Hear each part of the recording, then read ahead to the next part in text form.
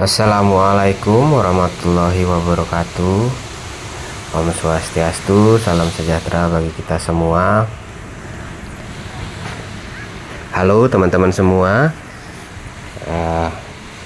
Kali ini saya membuat video yang berbeda mungkin dengan video-video yang sebelumnya.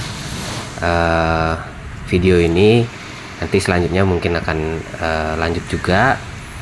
Saya ingin membagikan cerita ya teman-teman, cerita yang saya tulis di buku Sudut Pandang. Nah, ini mungkin bisa teman-teman lihat buku Sudut Pandang. Nah, mungkin dari video ini nanti juga akan berlanjut dengan cerita-cerita setelahnya. Jadi di buku ini ada total 45 cerita ya. Nanti saya coba bagikan ceritanya melalui video YouTube. Nah, pada video kali ini saya akan bercerita mengenai salah satu judul yaitu Pandawa dan Kurawa. Nah, teman-teman tentu tahu ya cerita Mahabharata tentang Pandawa dan Kurawa. Pandawa dan Kurawa ini merupakan tokoh-tokoh yang muncul dalam cerita Mahabharata. Yang ceritanya yaitu mengenai perang saudara antara Wangsa Kuru. Pandawa merupakan keturunan dari Raja Pandu ya, yang merupakan adik dari Raja Drestarata. Pandawa itu jumlahnya ada 5 orang kakak beradik yang terdiri dari Yudhistira, Bima, Arjuna, Nakula, dan juga Sadewa. Sedangkan Kurawa itu keturunan dari Raja Drestarata, jumlahnya ada 100 orang. Dimana anak tertuanya adalah Duryodhana. Nah, saya nggak hafal juga nih 100 dan namanya siapa aja ya. Jadi kakak tertuanya itu adalah Duryodhana. Dan dikisahkan bahwa 5 orang Pandawa itu memiliki sifat-sifat yang baik, sedangkan Kurawa rata-rata memiliki sifat yang buruk. Nah, para Pandawa ini selalu berusaha untuk berbuat jujur, berusaha membangun kerajaan sendiri dari bawah, kemudian sampai dengan kerajaannya makmur gitu ya.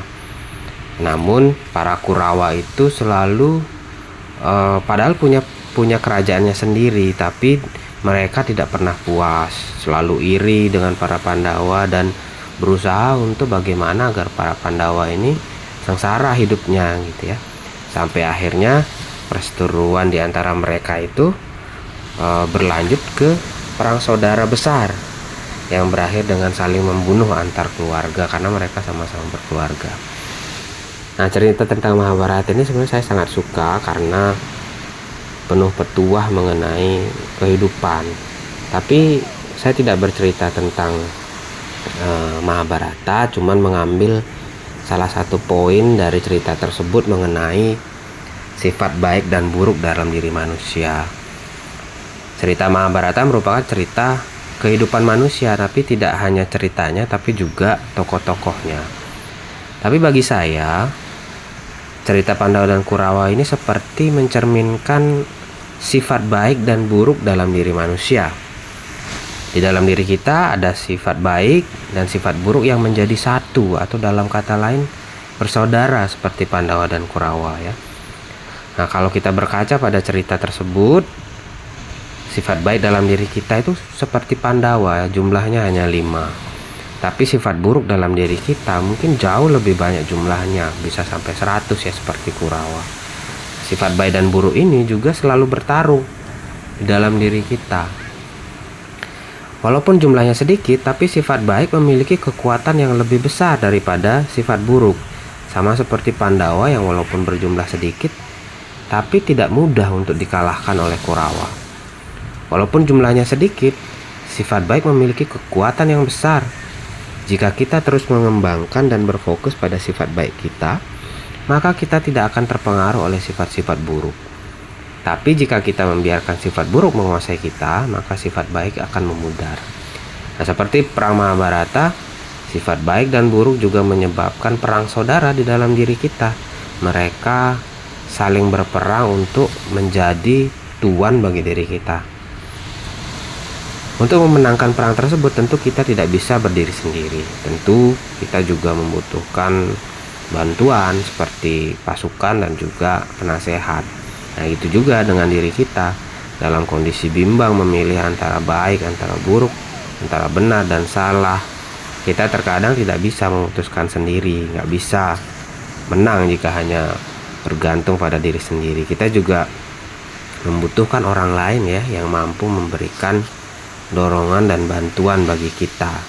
Tapi lagi-lagi kita harus pintar memilih siapa yang akan kita mintakan bantuan. Apakah kita akan meminta bantuan orang seperti Sakuni atau Krishna?